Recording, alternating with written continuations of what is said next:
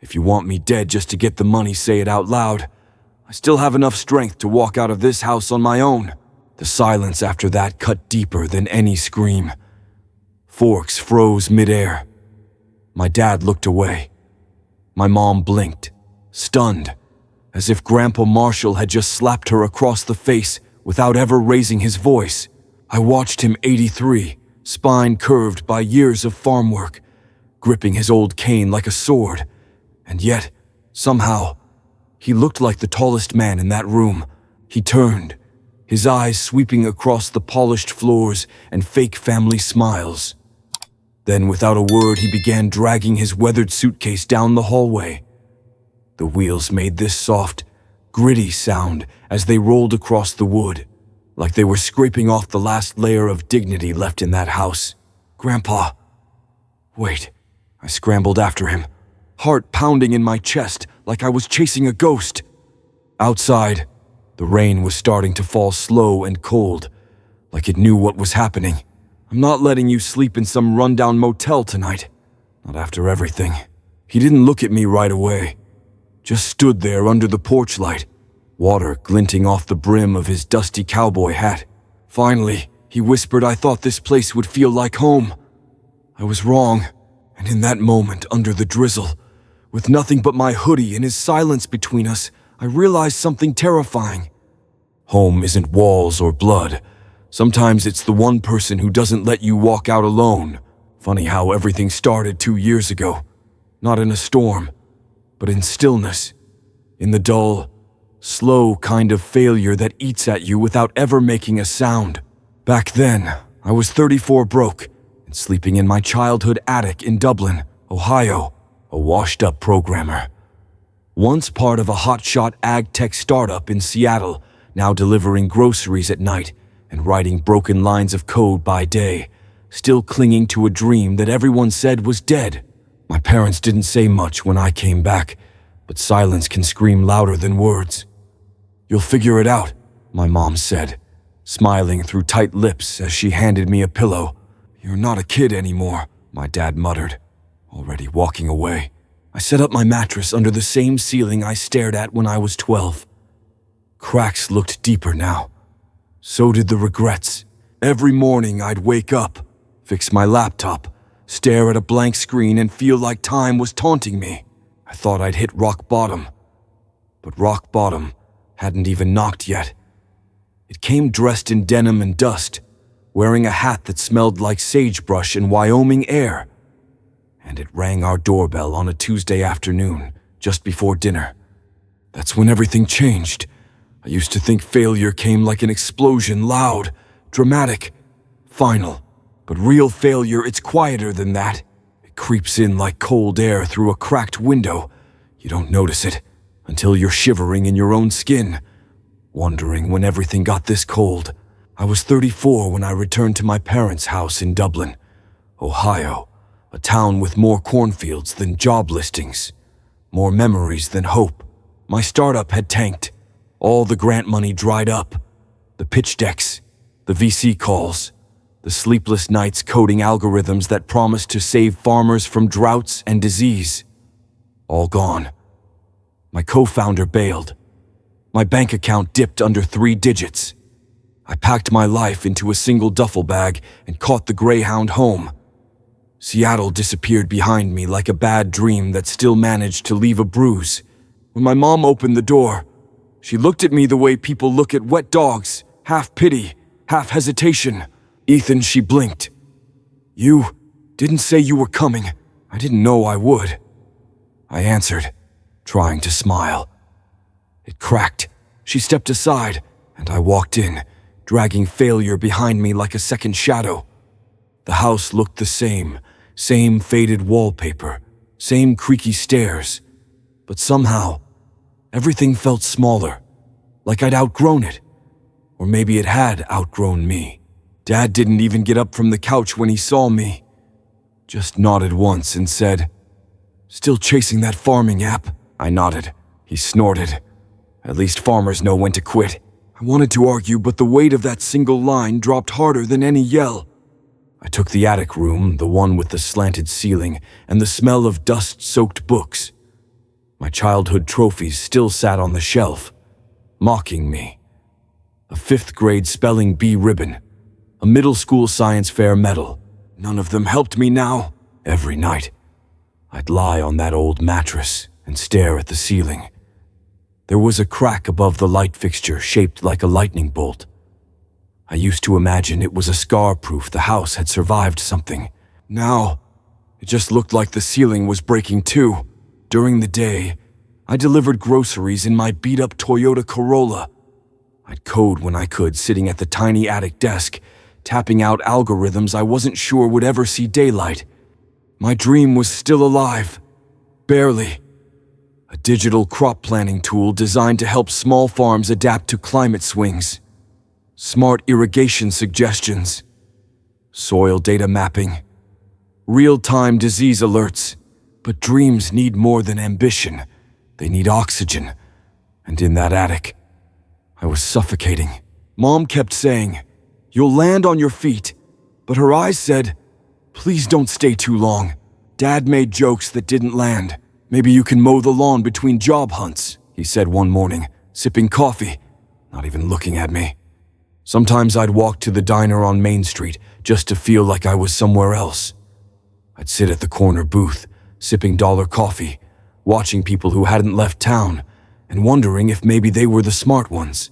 I didn't tell anyone about the eviction notice from Seattle, or how I was 3 days away from selling my laptop. I told myself this was temporary, that all great stories have a chapter where the hero's down, rock bottom, the pit before the rise. I just didn't know how long that chapter would be, or that the next knock on the door wouldn't be opportunity. It'd be a man with calloused hands, silver hair, and a cane that hit the floor like a gavel. A man who carried more than a suitcase. He carried the match that would burn this house down and rebuild my life from the ashes.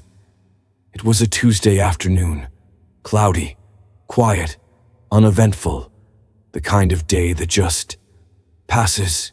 I was upstairs, trying to debug a chunk of broken code for the 3rd time, when the doorbell rang.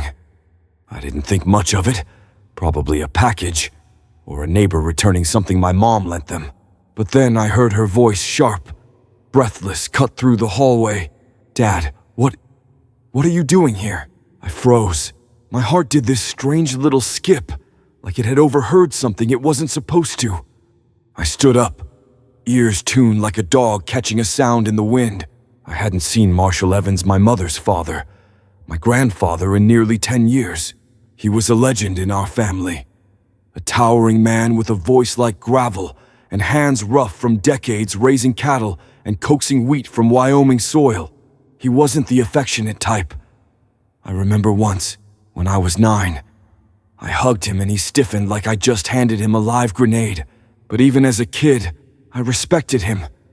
Hell, I feared him a little. He didn't speak much, but when he did, you listened. I crept downstairs. There he was, standing in the middle of our entryway like some weathered monument to a forgotten America. Same worn boots, same denim jacket with the frayed collar. His old brown hat tilted forward, rain-speckled from the drive. His suitcase was beside him, scratched and duct-taped in places. He looked older, thinner, the weight of years sitting heavy on his shoulders. But his eyes, steel gray, still cut straight through the room. "Ethan," he nodded. "You've grown." I opened my mouth. Nothing came out. Just air. Mom hovered beside him, clearly flustered, torn between hospitality and panic. "You should have called," she said, forcing a tight smile. "We would have prepared." "I don't call," Grandpa said. "I show up." And just like that, he set the tone. Dad came in from the backyard, wiping his hands on a rag, eyebrows raised. "Marshall," he said, "didn't expect to see you in Ohio." "I wouldn't be here if it wasn't important," Grandpa answered. He stepped into the living room, slow but steady, sat down in the recliner like he owned it, tapped his cane once on the hardwood. "I sold the ranch," he said, just like that. No build-up, no story. 3 words that cracked the room in half. My mom gasped. My dad blinked. I leaned against the stair rail, unsure if I misheard what Mom whispered. Ranch is gone, Grandpa said calmly. The land, the livestock, the machinery, all of it. Sold. But that was your life, Dad said, frowning. It was my past. Grandpa said, now I'm looking at my future. He pulled out a small envelope from his coat and dropped it on the coffee table. The corner popped open, revealing a certified check. 1.3 million. Clean. Legal. Liquid. No one spoke. The number just hung there in the air, like the scent of gasoline before a spark. I'm old, Grandpa said. My back aches when I breathe. My hands don't listen like they used to. I need someone to take care of me, and I want to make something clear. His eyes swept across the room. Me, Mom, Dad, like a judge scanning the jury. Whoever takes care of me from now until the end gets everything. The silence that followed was violent. My mom blinked, then smiled too wide, too sweet. Of course you'll stay with us, she said quickly. You'll be comfortable here. We've got the space. Right. Honey, she looked at Dad, eyes practically begging him to play along. Dad cleared his throat. Sure. Of course. Your family. But Grandpa raised a hand. I'm not deciding tonight. He pointed at Mom. Call your sister. Then at Dad. Call Philip. We're having a family meeting. Friday night. Everyone comes. Everyone speaks. And I make my choice. And just like that, he stood up, wobbled slightly, then straightened. I stepped forward instinctively. You okay? He gave me a look. Not angry. Not soft. Just knowing. Not yet, he said. But I will be. Then he picked up his cane, tapped it twice, and headed to the guest room. I watched him disappear down the hallway. The man hadn't been in our lives for over a decade. But now he was here with a fortune in his pocket and the power to pull the family apart like wet paper. And I had a gut feeling. This wasn't going to be about money. This was going to be about who we really were. When someone finally turned the lights on, the table was set like Thanksgiving came early roast chicken, garlic rolls, sparkling cider, Mom's attempt at a centerpiece with fake autumn leaves. But the room felt like a courtroom. Friday night came faster than expected, and with it so did the rest of the family. Aunt Melanie flew in from San Diego with 3 suitcases and a scented candle as a gift. She smelled like expensive perfume and opinions no one asked for. Uncle Philip drove up from Houston, boots polished, smile tight. He gave Grandpa a stiff hug that lasted exactly 1 second too long. I sat at the far end of the dining table, between a crooked salt shaker and my own boiling thoughts. Grandpa didn't waste time. He stood, cane in one hand, a black notebook in the other. Everyone's here, he said flatly. Let's talk. No one touched their food. He looked around the table, eyes landing on each of us like cold spotlights. I'm not going to pretend this is sentimental, he said. I sold the ranch. I'm tired. I don't want to bounce from hospitals to motels while people nod and pretend they care. He tapped the notebook on the table. This is my ledger. Everything I've got. Whoever takes care of me gets it. No lawyers, no splitting. One person. Final. Dad cleared his throat first.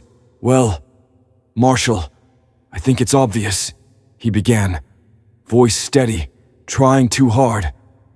Brenda and I, we've got a quiet house. You already feel comfortable here. It makes sense to stay. Mom nodded fast, like a bobblehead. We take great care of you. I already bought decaf for your blood pressure. But Uncle Philip leaned forward, elbows on the table. Come to Houston. Dad, he said, I've got a 5-bedroom ranch home. You'll have your own wing. And I've got a live-in nurse on staff. I can give you more than just comfort, I can give you dignity. Melanie scoffed. Dignity. You live in the middle of a dust bowl. Philip shot her a look. At least I don't live in a rented condo with a yoga studio instead of a pantry. She smiled ice cold. Dad, come to California, she purred, turning to Grandpa. There's fresh air, ocean views, and I'm 15 minutes from the best hospital on the West Coast. You'll thrive. The air got hot, not temperature tension. You didn't even visit him once when Grandma died." Philip snapped. Melanie raised an eyebrow. "You sent him Walmart cookies and called it love." Mom chimed in, voice sharp. "You two don't get to lecture us. We opened our home." Dad nodded quickly. "I've been caring for him all week.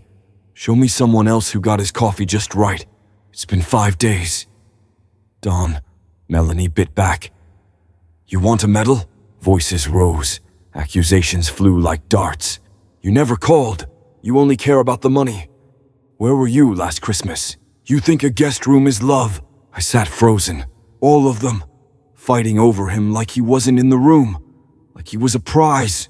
And Grandpa. He sat still, watching. His cane tapped the floor once, twice, 3 times. No one noticed, until he stood. The arguing died like someone hit mute. "Enough!" His voice wasn't loud, but it cut. "I've heard what I need." He turned slowly, looked at each face like he was seeing us all for the first time. Then, his eyes landed on me. "Ethan," he said, voice even. I blinked. "Yeah." "You've said nothing." I swallowed. Didn't think I needed to audition. That got a few blinks. Melanie rolled her eyes, but Grandpa nodded. "Exactly." He looked at my parents. "Dawn, Brenda, you'll take care of me." Mom gasped, then clapped, covering it like a laugh. "Oh, Dad, we're honored." Philip shot up. "What? This is a joke, right?" Melanie looked ready to knock over the wine glass. "You can't be serious," she snapped. "They don't even want you here." Grandpa just shrugged. "None of you do?" That shut the room up. "But at least here," he continued. "I know exactly what I'm dealing with." He pushed his notebook into my dad's hands. "I'm moving in next week." And just like that, the meeting ended. No hugs, no thank yous. Just tension thick enough to carve. The others left in a cloud of side eyes and whispered curses. But me, I stayed in my seat, hands clenched under the table. I watched Grandpa shuffle toward the hallway, slow but upright, like a man walking into his own war. And I knew this wasn't peace. This was a transaction, a bet. And we were all about to find out just how high the price of family really is. At first, things looked perfect. Mom lit candles at dinner. Dad made corny jokes that Grandpa politely chuckled at. The house smelled like cinnamon rolls and fresh linen instead of resentment and dust. They pulled out the good plates, the wine glasses, even the folded cloth napkins that hadn't seen daylight since my cousin's wedding. "Make yourself at home," Mom chirped, guiding Grandpa to the best seat in the living room. And he did quietly, respectfully, always with a soft thank you and a gaze that seemed to search deeper than the words he heard. The night he moved in, Dad stood at the head of the table, lifted his glass, and toasted like it was some big moment.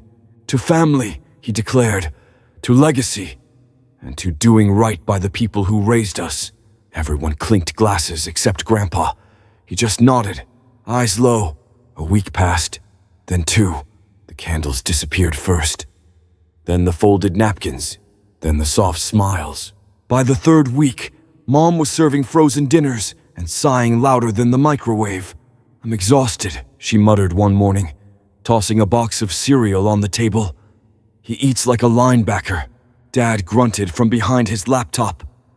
"Do we have to keep the heat this high all day?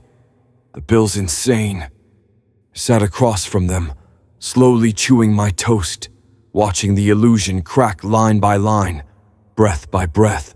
Grandpa didn't say anything, but his posture changed. He stopped sitting in the living room during TV time, started retreating early, his cane tapping a little heavier on the hardwood as he disappeared into the guest room. One morning, I came downstairs to find him sitting at the kitchen table alone, a cup of lukewarm coffee in front of him, untouched. "You all right?" I asked. He nodded slowly. "Just thinking." "About what?" He didn't look at me. Whether peace is worth the cost of silence, I didn't know what to say. So I sat next to him. We drank in silence. The next day, Dad snapped. "Did you leave the TV on all night again?" he barked from across the living room. "The electric bill's through the roof. I turned it off," Grandpa replied calmly. "Well, someone didn't, and it sure wasn't me." Mom chimed in from the kitchen. "You left crumbs on the couch again. This isn't a motel." Grandpa looked at them both. No anger, just tiredness. "I gave you everything I had," he said quietly. "I didn't expect it to come with a scorecard." Mom laughed sharp and hollow. "That money was for taking care of you," she said, her voice sugary. "Not for you to do whatever you want." "Exactly," Dad added. "This house has rules, and we're not made of gold." Something in me snapped. "You're talking to him like he's a burden," I said, voice shaking. "Not a human being." Dad turned to me, eyes hard. "You don't get to talk. You've been freeloading in this house for over a year. Mom didn't even blink. Maybe you two should get a place together, then you can bleed each other dry." The words hit like bricks. But Grandpa, he didn't flinch. He just stood up slowly, hands on his cane, and left the room without saying a word. That night, I heard him coughing through the thin walls. Not the fake kind people use for sympathy. The deep, dry, cracking cough of a man slowly being worn down. The next morning, he didn't come to breakfast. No one noticed. No one asked. I knocked gently on his door, found him sitting in the dark, staring out the window at nothing. "You ever regret selling the ranch?" I asked. He didn't turn. "I regret believing this would feel like home." Those words stayed with me, like frost on the inside of a window. You see the outline, but you feel the cold. Over the next weeks, things got worse. Mom stopped hiding her disdain. Dad barked orders like Grandpa was staff. "Take shorter showers. Don't rearrange the fridge. Why do you always sit in that chair?" Every comment chipped at him, slowly, quietly. But the part that haunted me was how he never argued back. He just absorbed it, until one rainy afternoon, I found him folding his clothes into that same worn suitcase he arrived with. "Where are you going?" I asked, heart pounding. He didn't look up. "Someplace quieter. You don't have to leave. Not because of them." He zipped the case shut. "I don't belong here. I mistook comfort for kindness." He turned to me, eyes softer than I'd ever seen them. "But thank you, Ethan, for seeing me, even when I stopped seeing myself." And just like that, he rolled the suitcase toward the front door. I watched him go, and I knew this house was never really his. And maybe it wasn't mine either. The rain was coming down hard, thick, cold sheets slapping the windows like the sky had finally lost its temper. I was lying in bed, staring at the ceiling crack that looked like a lightning bolt. The room felt heavier than usual, maybe because it was. Maybe because something was missing. Then my phone buzzed. Unknown number. I almost let it ring out. Almost. But something told me to pick up. "Ethan." The voice was barely a whisper, but I knew it. "Grandpa, I didn't mean to call this late," he said, each word slow, like it hurt to say. I just didn't know who else to call. My heart dropped. "Where are you?"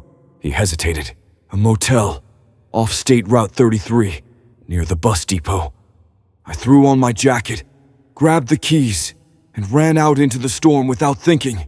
The roads shimmered under the rain, slick and blurred. The wipers worked overtime, but I still squinted through every turn.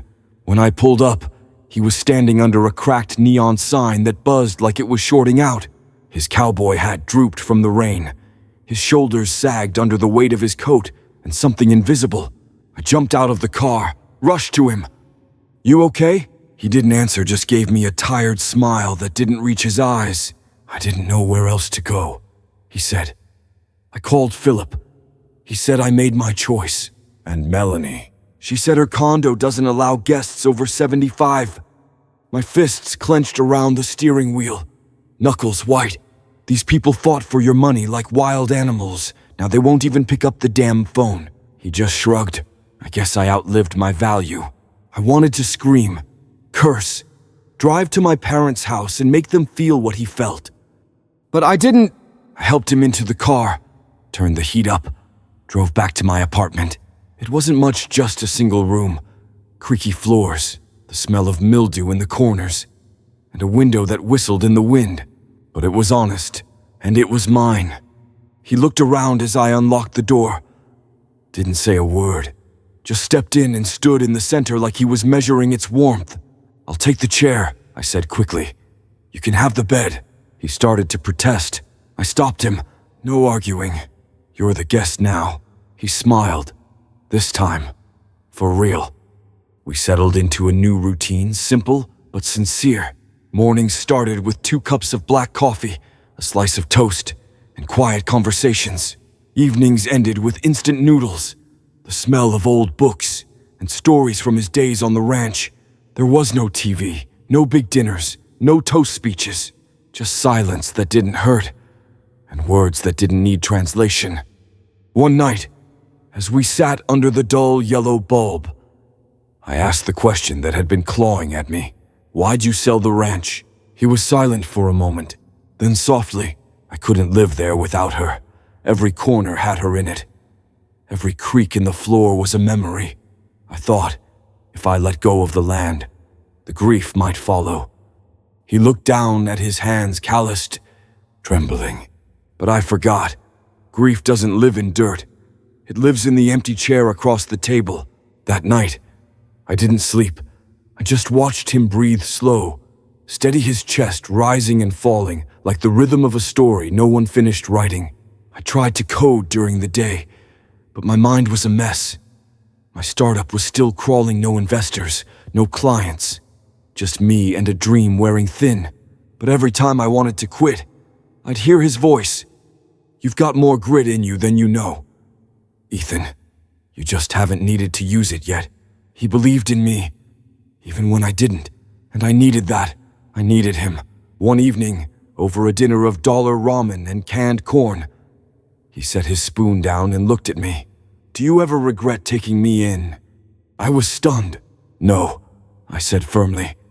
"My only regret is not doing it sooner." His eyes glistened just a little. "You're more like me than you think." And I believed him.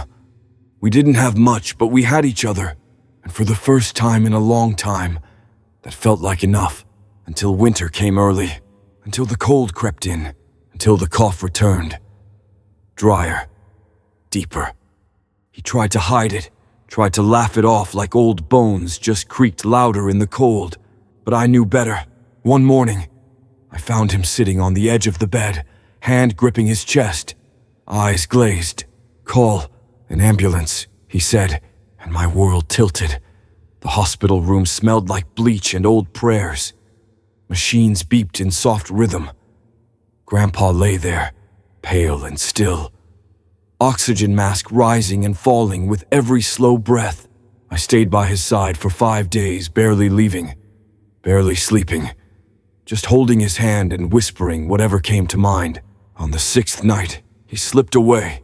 No grand speech, no dramatic farewell, just a gentle squeeze of my hand. And then, stillness. I buried him in a quiet service. No choir, no marble headstones, just a pine box, a patch of grass, and a truth no one else could carry. Mom came. She wore black like it mattered. Dad stood stiff beside her. Uncle Philip sent flowers. Melanie showed up late, left early. None of them cried. A week later, I got a call from a man named Charles Whitmore, lawyer, office in downtown Columbus. He said Grandpa had left behind a will and requested I be present for the reading. I showed up expecting maybe a pocket knife, an old journal, a photo of him and Grandma in younger years. What I didn't expect was the bomb that followed. Mr. Whitmore cleared his throat, adjusted his glasses, and read, "To Ethan Walker, the only one who stood by me not for money but for meaning, I leave my entire estate." I blinked. Entire, the lawyer kept going, including but not limited to land profits, savings, mineral rights, stock investments, and hard gold assets, totaling approximately $22 million. My mouth went dry. I thought I misheard, but then he handed me the folder. Documents. Signatures. The truth in black and white. Grandpa simple, gruff, ranch working. Grandpa was quietly rich beyond belief. He had built an empire in silence and gave it all to me. The room spun. "You okay?" the lawyer asked. I nodded slowly. "What's the catch?" He smiled. "There's one condition." My heart stopped. "Mr. Whitmore opened a small box and pulled out a sealed envelope. Grandpa's handwriting. He read aloud. "Use this money not to live comfortably, but to live purposefully. Build something. Heal someone. Make this count." And just like that, I understood. This wasn't an inheritance. It was a challenge, a dare, a final lesson from a man who never needed to raise his voice to change your life. I didn't buy a sports car, didn't move into a mansion, didn't take a vacation to Bali. Instead, I rented a small office downtown, hired 2 developers, a UX designer, and a soil scientist from Iowa who talked like Grandpa and knew more about crops than any algorithm could. We called it FieldRoot, a platform to help small farmers track weather shifts, plan their harvests, and make their land thrive without selling their souls to corporate agri-giants. 6 months in, we launched a beta. By the end of year 1, we were in 5 states. Today, we're national. But I didn't stop there. I used a piece of Grandpa's wealth to build something he never had. A place where no elder would ever be treated like a burden. I called it Marshall House. A warm, quiet home with real meals, clean beds, good nurses, and most importantly, respect. Each room has a porch. Each resident is called by name, not room number. Every Tuesday, I visit and read the paper with them. Sometimes I just sit. Sometimes we don't talk, but they know they matter. The media caught wind of the story. From broke to builder, one headline said, "Grandson honors grandfather with $22 legacy." But that's not what this is. It's not about the money. It's about what you do when someone believes in you more than you believe in yourself.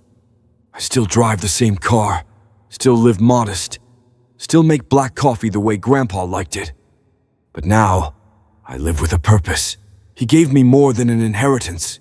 He gave me a blueprint on how to stand up when life knocks you down, on how to give when no one else will, on how to love, even when it costs you everything. So if you're listening to this, and you're tired, broke, stuck in a place that doesn't feel like home, hold on, because one day, someone will see you. And when they do, make it count. Build something. Heal someone. Live for more than just yourself. That's what he taught me. And that's how I choose to carry him forward.